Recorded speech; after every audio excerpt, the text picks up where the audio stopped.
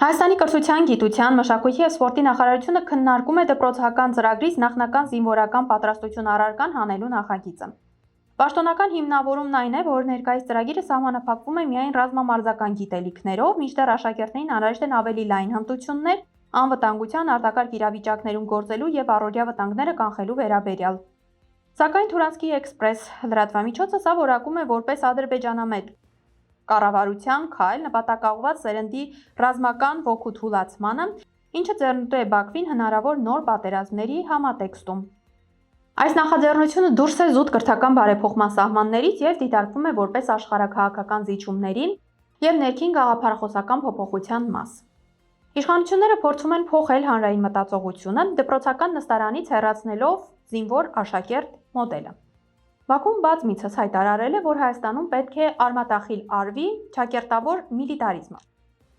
Զինվորական պատրաստության վերացումը կարող է դիտարկվել որպես պաշտոնական պահանջի կատարում, ցույց տալու համար, որ Հայաստանը չի պատրաստվում նոր պատերազմի, իսկ դպրոցից հեռացնելով զինվորական համազգեստով ուսուցչին, զինղեկին, թուլանում է բանակ-հասարակություն կապը հենց ձևավորման փուլում։ Հայաստանի պես երկրի համար, որն ունի անվտանգային լուրջ խնդիրներ, դպրոցական տարիքից բազային ռազմական գիտելիքների բացակայությունը նշանակում է, որ բանակը ստիպված է լինելու ավելի շատ ժամանակ ծախսել նորակոչիկներին տարրական հմտություններ սովորեցնելու վրա, օրինակ զենքի կառուցվածք, շարային պատրաստություն և այլն։ Բացի այդ, սա կարող է ընկալվել որպես հանձնվողականության նշան, հասարակության միստվար հատվածի մոտ սա կառաջացնի դիմադրություն և անվստահություն պետության հանդեպ, ինչը կխորացնի ներքին պառակտումը։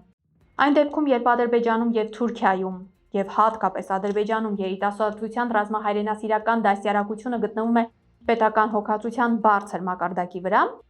Հայաստանի կողմից նման քայլը կդիտվի որպես միակողմանի զինաթափում,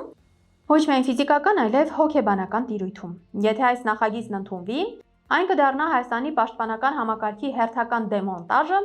հանուն կասկածելի խաղաղության, ինչը կարող է ավելի անպաշտպան դարձնել երկիրը հետագա հնարավոր էսկալացիաների ժամանակ։